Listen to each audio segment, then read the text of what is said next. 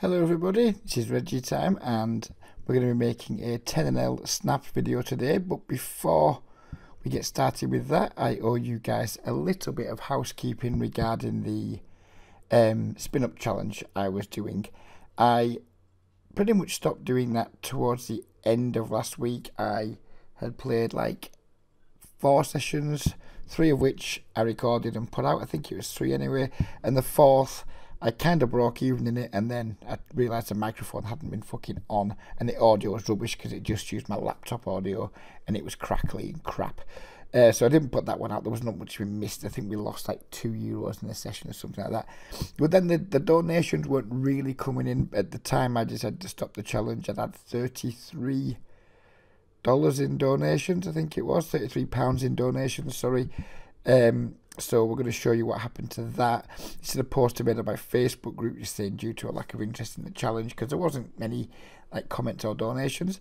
I was just going to stop doing it. I'd rather just, if I'm not going to do something, I'd rather just donate the money myself than get frustrated by people not engaging with it. So with the £33 of donations, as you can see here, this is the email I got, confirmation email I got from the National Autistic Society in the UK saying that I did make the donation of £33. So those that donated last week, your money has gone to a charitable organisation, not the one that it was meant to go to, because I just wanted to be really honest and upfront straight away and say, look, I'm stopping doing this, I have this money and I'm just going to donate it now to something so there's evidence that it's been donated, so there could be no like no chance of anyone being to wonder where's that money gone, what's he done with it, was this just a con? It wasn't. I got £33 donated and I donated straight away. Since then I have received £29 I think it was, and $6, so that's going to be what, like 34 quid. I'm going to put that to the donation I eventually make to the groups that I intend to make next week. A friend of mine has very generously agreed to contacted me to say he wants to donate £100, which is fantastic. He's not even a poker player. He just saw that I was doing it. He said he wants to donate £100. I'm going to do the £30 odd already. I'm going to top it up to make it £250 total, which means I'm going to have like £120 myself. We're going to donate £125 to each group next week. So yeah, that's where they're up to with the challenge. Anyone that sent money so far, either the money's been sent off or it will be used next week to hand over to the group member, to the people who run the groups. So there's been no skullduggery on my part. The challenge has stopped, the challenge has ended. But having said that, everything I've done everything in an honourable way, and there's evidence to back that up. So please don't think there was anything untoward going on. I just couldn't be asked continuing with the challenge. We maybe broken even after 4 hours of playing. So the games weren't that great. I didn't think I had that much chance of making a ton of money in a relatively small space of time. So I thought, fuck it, let's just take the bankroll off and donate that instead, and not have the harassment of having to make like 7 videos or so that in playing games that, to be frank, I couldn't really be asked to play. So we're back to playing some Snap. What I've been doing the last week or so in poker, or the last week I would say, is playing 100% on Sky, with a strong leading towards table starting and table selecting very, very, very hard, only joining tables that are already in existence where there's a decent number of fish at them already. Or if I can't find those tables, just sitting and waiting for games to start. I've been super, super strict in my game selection. That's a fucking diabolical river. The black one, and now Queen 10, King 10, etc. all beat us. We're just going to have to check it here. That was a good river. Saved us some pennies. So yeah, I've been playing on Sky with it, paying incredible attention to game selection and putting myself in really good situations. It's gone really well. I've made a big chunk of money on Sky last week compared to the volume of putting. I haven't been super motivated to play it, if I'm being honest with you. I tend to go through spells where I'm just like really pumped to play a lot of poker. Then other times I can just be like, you know what, I just don't want to play. And I've learned over time that putting sessions in when I've got that I don't want to play feeling is pretty much negative EV. I mean, I'm not saying I just lose every time I play when I don't want to, but my play is, I'd rarely produce my A game if I'm at the start of a session thinking I don't want to do this. So I'm just being like kind to myself these days, and if I can't be asked to play, I just don't play. But when I do play, I make sure that I'm doing as many things right as possible, playing as well as I possibly can, making sure I'm at the best tables I could possibly be at. So I'm absolutely maximising my EV when I am playing and making the most of my skills, and not putting lots of subpar sessions in, which can be quite demoralising and confidence sapping. So it's going really well. My volume is probably only, I bet I've only put maybe 12 hours in the last maybe 7 days, so maybe not even 2 hours a day, and I'm very comfortable with that, because my results have been excellent, and it's just you know, forcing yourself to do something when you don't want to do it. That's what you do. That's a job. Poker isn't my job. Poker is something I do to supplement my income as a hobby, and that's something that I think I've lost along the way, and kind of turned it into more of a job than it needs to be. So yeah, I'm quite enjoying my refound, because it's not new. I've always been laid back. I'm enjoying my refound quite casual attitude towards poker. I'm still taking it very seriously when I'm playing. I'm still making sure that I'm keeping up to date with content that's being put out there, not necessarily to improve my own game, because lots of things I read and watch I don't actually try and implement, but just so I know what shape the games are taking. So I keep my finger on the pulse, because I still absolutely love poker. I just don't always feel like playing, but when I'm not playing, I still absorb loads of poker content. I still watch all kinds of stuff on YouTube. I love watching famous people playing poker, and I'm still very enthusiastic about poker. I just learned that sometimes, you know what, you've got other things going on, you're tired, you've had a long week, you've had a long day, or you just log in and the games don't look great, and just let's do something else. When we know if the situation isn't great, then let's do something else. Probably why I never made it as a full-time professional, because when I didn't feel it, I kind of didn't play as much as I should. Then I felt guilty. Then I forced myself to play when I shouldn't, and I played badly. And I'm sure there's tons of you guys out there that go through exactly the same dilemma, day on day, week on week. And my advice is pretty much just, you know what, if you don't rely on poker for your income, then only do it when you really want to do it. And don't be thinking to yourself, fuck me, I wanted to play 50,000 hands this month, and if I don't keep up a certain pace, I'll never do it. You know, just instead of setting your goals to be, I'm going to play X amount of hands or X amount of hours, set your goals to be, I'm going to try my very best to play my very best every single time I set out to play poker, but I'm not going to set out to play poker when I can't be fucked to do it. That seems like a pretty reasonable attitude to me. I mean, if most of us want to play poker to give ourselves a few more options in life, give ourselves a few more opportunities to make a little bit of money. We don't do it to be tied down to another job. Once we come home from our day job, to be then tied down to a front where I've got to play 3 hours of poker tonight to meet my volume goals, and I really can't be asked. Just set goals that are going to make sure that you're going to achieve something, but that aren't going to have an overall negative impact, because you're setting goals that perhaps deep down aren't achievable. I'm going to bet here, by the way. Better start talking some poker strategy at some point, haven't we? When he check calls this as I think he was a pre-flop raiser, wasn't he? I think he's either going to be super nutty, sets that he's getting trappy with, or he's going to have pairs under the queen. So I'm actually going to fire a second barrel here, just to get him off pocket sixes, ace jack, ace king, stuff like that. And that works. Yeah, so let's talk some poker strategy now. I've got that off my chest. I feel better for doing so. I almost didn't make this video. I was going to show you this right at the start. This was the very first hand aces versus queens, blind versus. I almost thought, oh, you know what, just fuck it. Let's just not bother. But we're doing it. So we're trying to claw back a 100 big blind hole that we didn't dig it for ourselves. We got queens in blind versus blind, but we're going to try and dig ourselves out of a 100 big blind hole we found ourselves in, literally from hand one. I think he raised, I 3-bet to 10, he 4-bet to 30. I was like, fuck me, that's a hell of a sizing. But I jammed anyway because I had 2 queens. It was blind versus blind and he snapped me off with the aces. We rivered a queen, but sadly he turned an ace or flopped an ace. I'm not sure which it was. Not going to see about this board multi-way against 2 potential fish. We're just going to get check raised so often.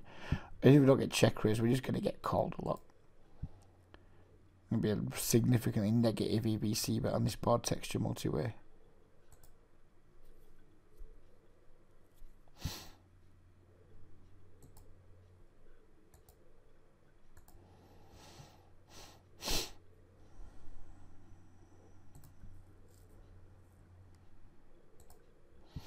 So I'm not sure how many videos I'm going to be making. I'll try and commit to a couple a week. It shouldn't be too much of a hardship to do that, but I'm really enjoying when I'm playing, really enjoying the whole just like table starting thing and like low volume, incredibly high win rate strategy I'm currently employing on Sky. The problem with that is it doesn't make for exciting videos. It'll be quite boring, to be frank. It's just me playing a bunch of fish, not being particularly challenged by the game. But it's a strategy that like it works, and it works at an incredibly high frequency. There's very little variance involved. Very unlikely to have like large downswings using my current strategy because I'm just refusing to engage with tables that I have a significantly reduced edge at. If I'm playing at a table with 2 fish and 4 regulars, I can maybe expect to be beating that table for maybe 4 or 5 blinds 100, maybe slightly more, maybe 6 blinds 100, or I can just play short-handed with fish, heads up with fish, and be winning at 5 times that, 4 or 5 times that. If I'm playing a fish heads up, my BB 100 is way more than 20. Obviously, when other people join the table, your win rate goes down a little bit, but yeah. I mean, I'd much rather be trying to push what I think is likely to be around a 15 big blind win rate overall at, say, 200 hands an hour of heads up, or 250 hands an hour of heads up, than I would pushing a 4 big blind 100 win rate at maybe 400 hands per hour, with all the extra variance and irritation that goes with that, because you're battling with regulars who aren't there to make life easy for you. The fish aren't there to make life easy for you, they just do it by default because they're fish. But regs, even bad ones, they're still there. They're inconvenient, they make life difficult, they provide obstacles between you and the money. So I'm just trying to remove as many obstacles as possible between me and the money, and the best way to do that is just try and play short-handed as often as possible versus significantly inferior opponents, which is that always used to be my strategy. Then I used to start making videos and started playing a lot of Snap and Zoom and what have you. And I never truly lost sight of the philosophy, but I stopped doing it. And now we're back doing it with a vengeance. And playing these games, to be frank, is deeply uninspiring. But I do try to make a little bit of extra money from doing some coaching. So in order to encourage people to come and work with me, I have to deliver content which hopefully demonstrates that people can learn something from me and get something from working with me. So the videos are going to continue. I'm going to continue doing them with enthusiasm when I do them, but I'm not going to commit to doing them with an enthusiasm in terms of how many I'm going to deliver. Hope that makes sense.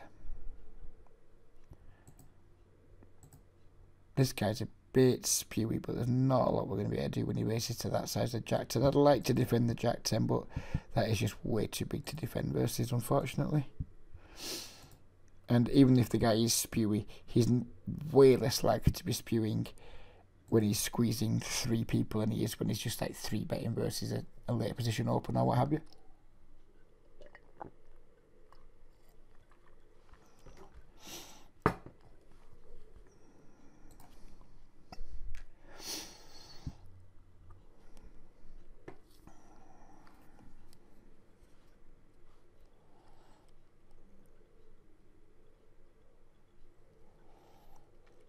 And we were going to defend versus the open, but we're not going to defend versus the open and the 3-bet. Pocket 6 is a little bit too weak there, even though we're still, you know, we have a good chance of still being ahead of both of them in terms of our actual hand strength. It's just not going to be a good situation to be getting involved. We call, we're not guaranteed to see a flop. The button might 4-bet, the button defends. Against their combined ranges, pocket 6s are going to be in pretty fucking rough shape, you would imagine.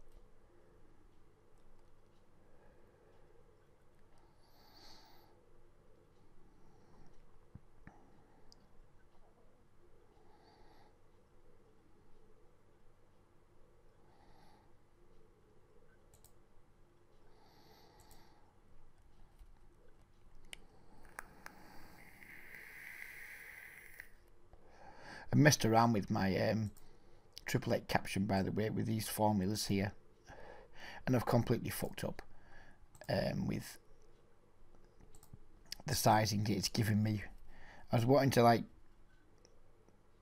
have different like 3-bet numbers versus, so like different like sizes of 3-bet versus different sizes of opens, and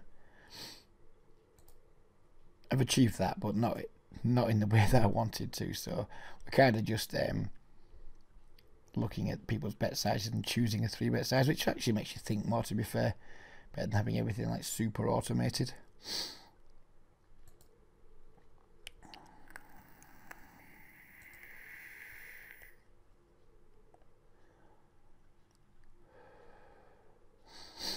I'm going to just bet here just to try and protect our deuces. It looks like they're probably good here. If they're not, they're going to be behind stuff like 5s and 6s. But they both our opponents have checked twice, which would indicate they probably don't have a pair on this board. And therefore, we should probably just bet and take the pot down there and then. Or maybe get something value from ace highs and what have you that just don't want to fold.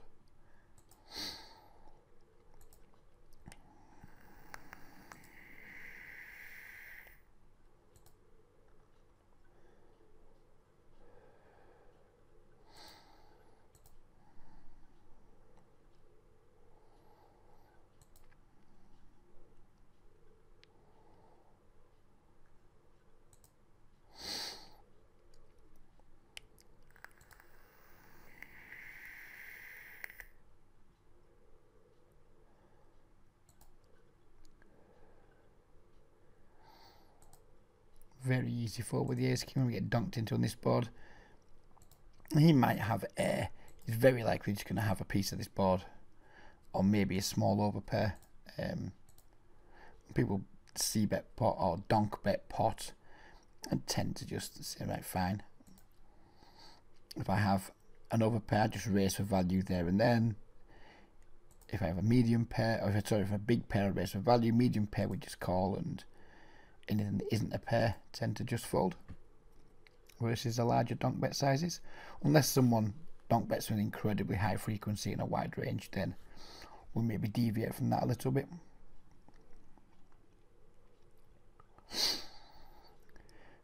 I'm a mandatory defend here with the 6-5 suited, and we'll be looking to check raise an awful lot of low flops. Probably won't check raise this flop, even though we do have the flush draw.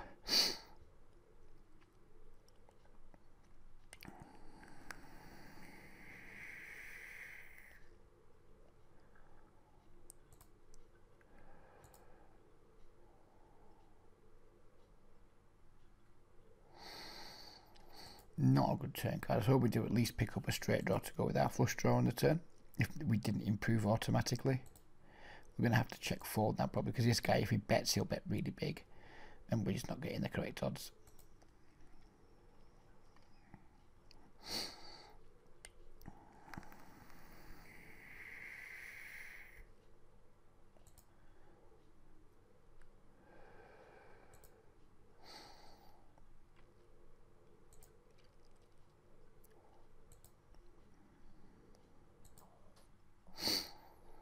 Some worse flop for 2 6s. He has c-bet into 2 players though, so we're going to respect it.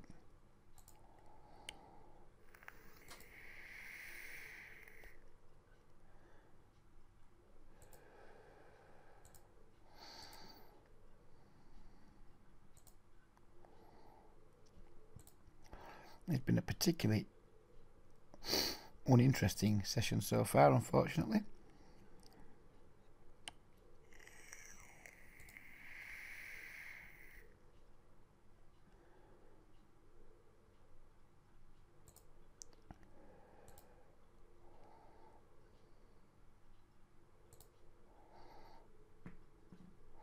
I guess we just need to jam this turn. We're going to be behind a lot when he calls, but check calling doesn't make sense. Checking and allowing free cards doesn't make sense.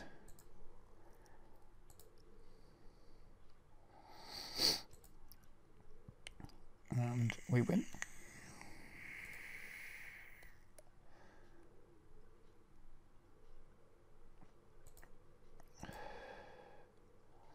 Not a huge fan of small pairs from early middle position in these games, but since it's been quite a dull session, we're going to try and play a few more hands.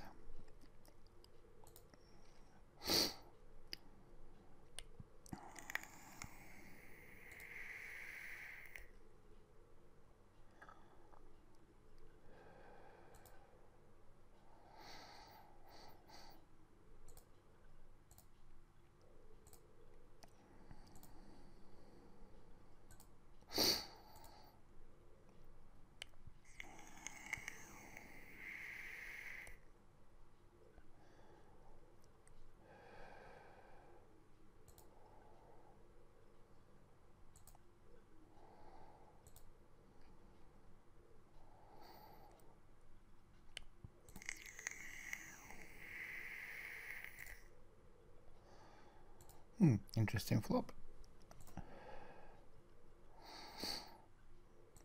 I'm going to call here, and we're going to possibly jam quite a lot of turns.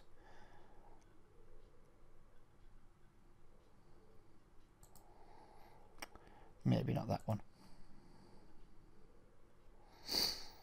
Maybe not that one though.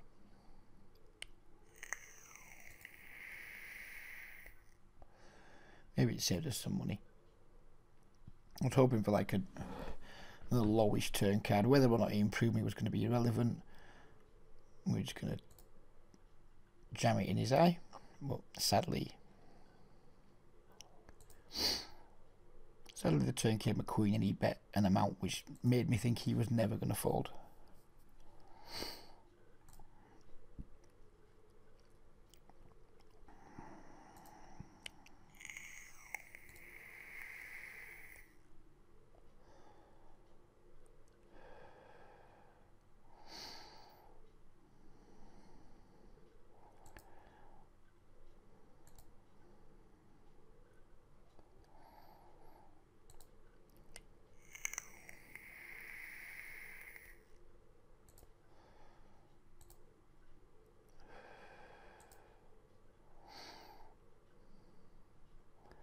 We can bet our tens reasonably safely now, I would hope.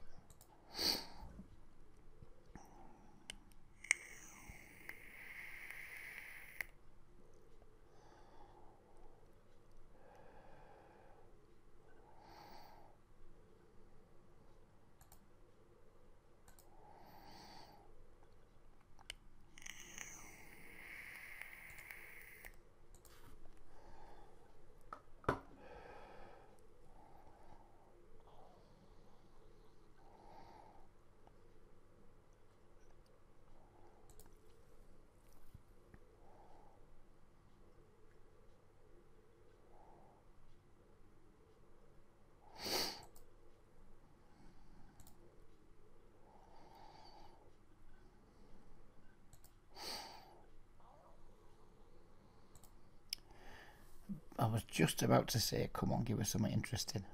Boom. Before I even said it, the aces were delivered.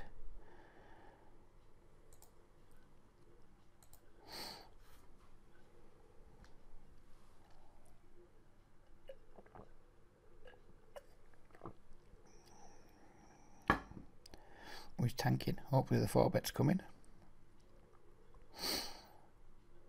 Nope.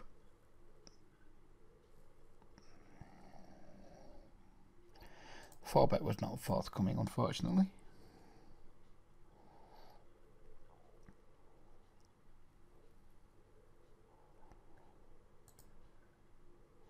These games are so dull to what I've been playing on Sky. They're just so dull.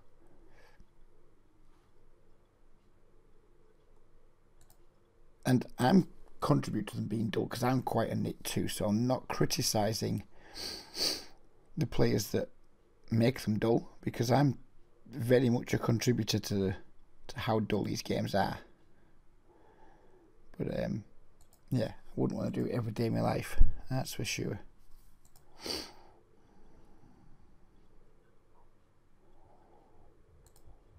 Interesting. Interesting sizing there.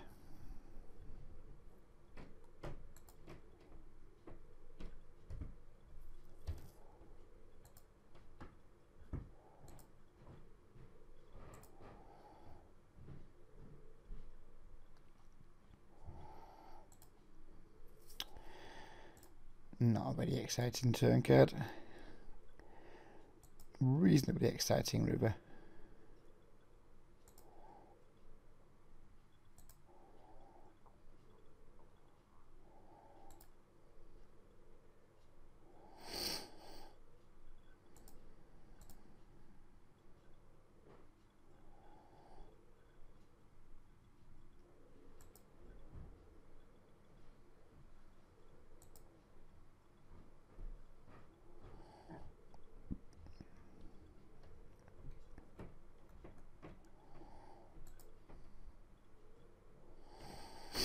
There's going to be no c-bet forthcoming on this table. Heavily multi-way, just about door flush draw.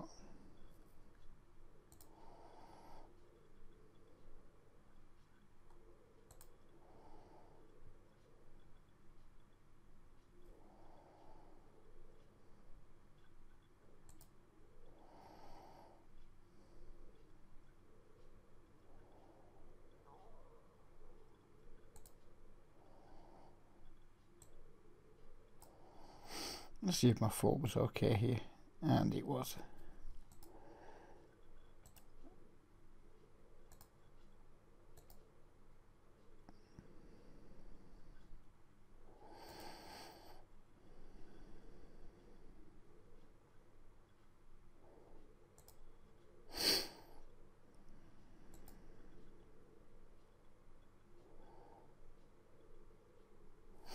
That's a good flop. That is a nice flop. I'm a huge fan of the board pairing on the turn, of course.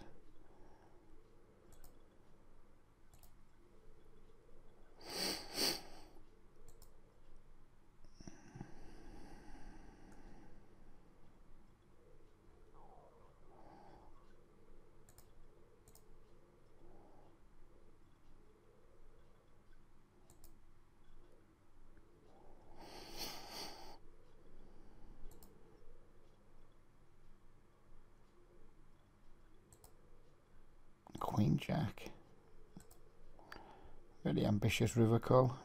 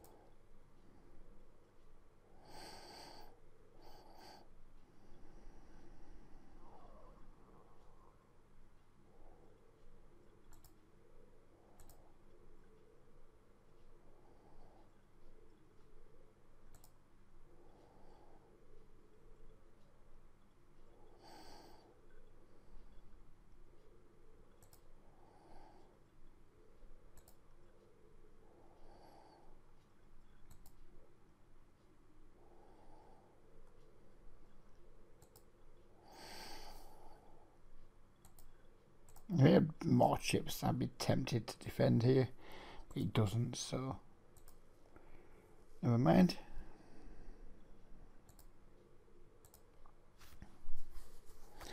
I think people play pretty badly in 3-bet pots. I think there's lots and lots of players in these games that they 3-bet certain hands pre-flop just because their range charts tell them to, or whatever it is they're using to devise their pre-flop strategy tells them to do it. And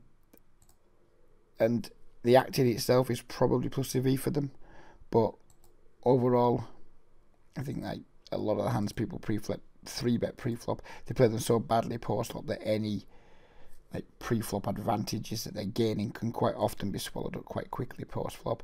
I would have checked versus the larger size. Sorry, I would have checked called versus the larger sizing here, but I think we're just going to raise now.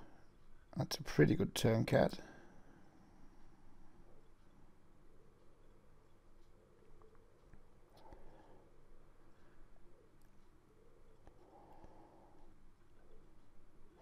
I'm going to go for the double check raise, I think, just for fun. Didn't work. Just so hard for him to have very much. I mean, if he has the case ace, he's calling lots of bets here. We're just going to hope he has the case ace, or maybe heroes with a jack sometimes, I guess.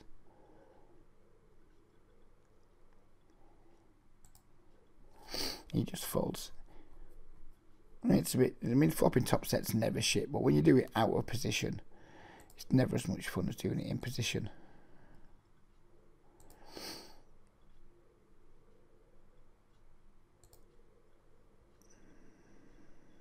It's just so hard for your opponent to have anything when you have top set.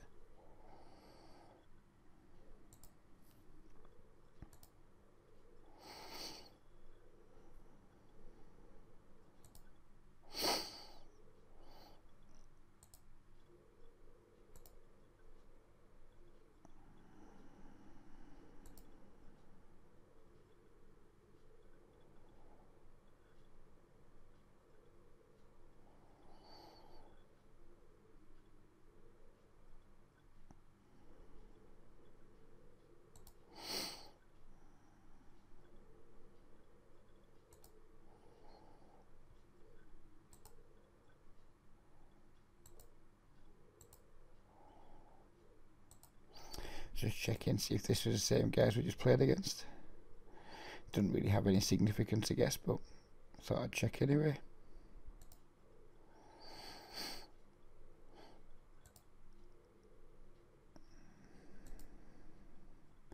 I would strongly recommend to any of you guys that are playing the micro stakes fast fold and struggling to beat it, to just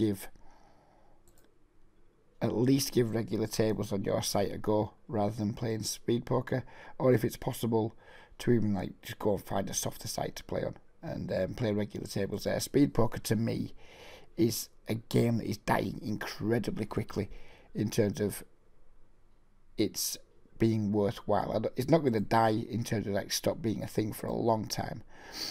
In terms of it being a route out of the micro stakes for most players, I don't believe it is. I really don't believe it is.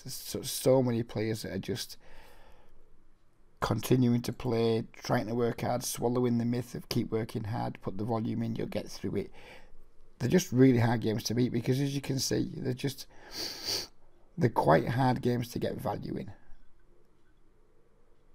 You know, you've got to be so disciplined when you're playing these. You've got to be really good at betting for thin value, and you've got to be like super disciplined in not paying off. And it's just hard to have that level of discipline every single time you play because we're trying to have some fun with it. And a lot of the time, it's not fun being disciplined when you're playing poker. Most of us play poker because we enjoy having a gamble, and enjoying having a gamble and playing disciplined, nitty speed poker aren't two things that naturally go together. I mean, I've never thought speed poker has been like a really good thing. I had some good results for quite a few years at it, but speed poker's never been as dead as it is now, and it's not going to get better. It's just going to keep getting more and more dead as more and more fish get bored with it. Regulars just keep getting slightly better. The rake isn't going to be reduced anytime soon. So regulars are just improving and cutting each other's throat just that little bit more, that little bit more, that little bit more. So we're going to get, regulars are going to keep getting slightly better. Going to be less and less fish coming, because when pools shrink, it's mostly because fish leave them, not because regulars do. So the regulars are going to get better. The overall game quality is going to reduce. And yeah, for me, it's just a big, dull rake trap. And I don't think it's a good route out of the micro stakes for the vast majority of players. For some players it will be, but for the vast majority of players it just will not be a quick route out of it. You're fine, you're getting tons of volume, but the problem is you're having win rates of 2 and 3 blinds 100, and win rates of 2 or 3 blinds 100 don't get you anywhere very fast in this game.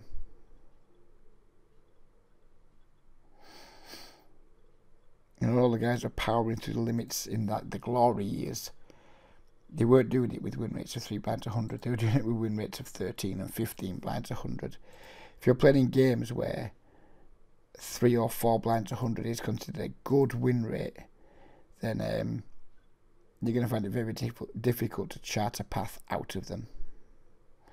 And that's just a mathematical fact. It's not anything much more to be said by that. And yeah, I know some people post graphs where they're beating these games for like 10 blinds 100.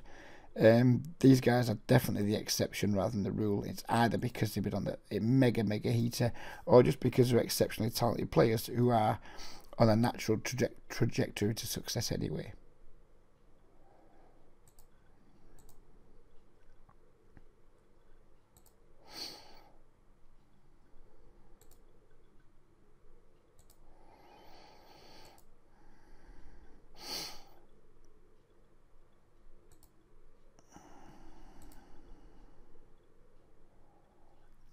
Probably going to fold this river if he bets again.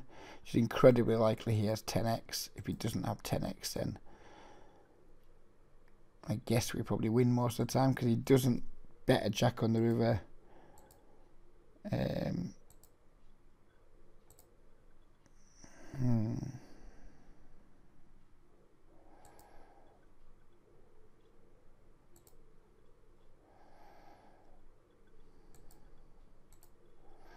Gonna fold. It's just not a line that I associate with bluffs very often.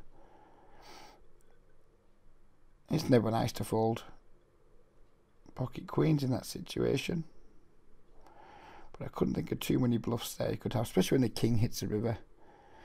His ace queen's just got there, the king queen's just got there, jack king's just got there, 10x was already there, and I have an absolute pathological hatred of paying off.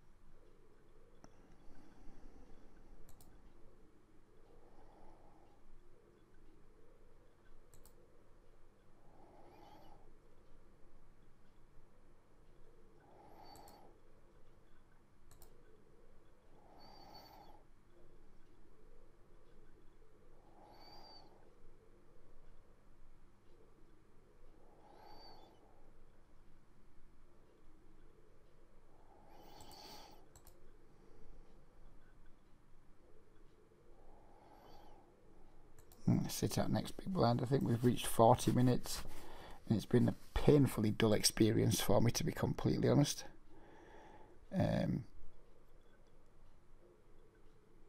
Yeah, I mean, it's just been possibly one of the dullest videos I've put out in quite some time.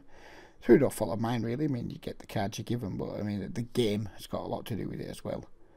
No limpers to try and isolate. We've barely seen a limp in 40 minutes. So no limpers to try and isolate, just people 3-betting or folding pre most of the time.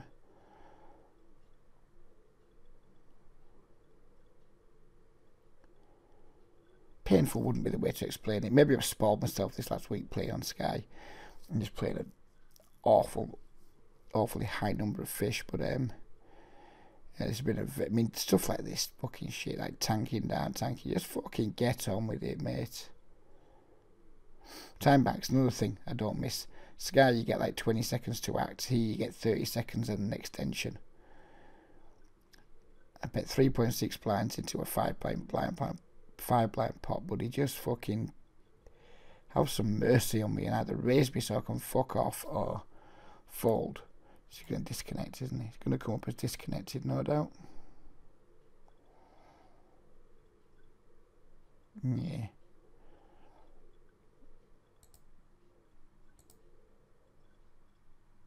I'm not that big into disconnect protection. If you disconnect, in my opinion, should just be a matter of tough fuck.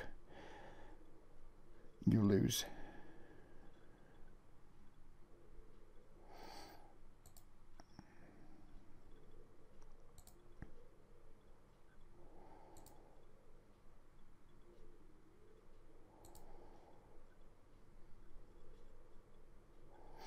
So there we go, that's the end of the video. Apologies for how dull it was. Hopefully the next one won't be quite so dull. But yeah, we've explained what happened to the challenge. We explained where the money went. That was a primary motivation for making the video. Don't know when I'm making one next. I guess it won't be too long in the future, but yeah, it's not top of my to-do list, let's put it that way. Take care everybody, and bye bye for now.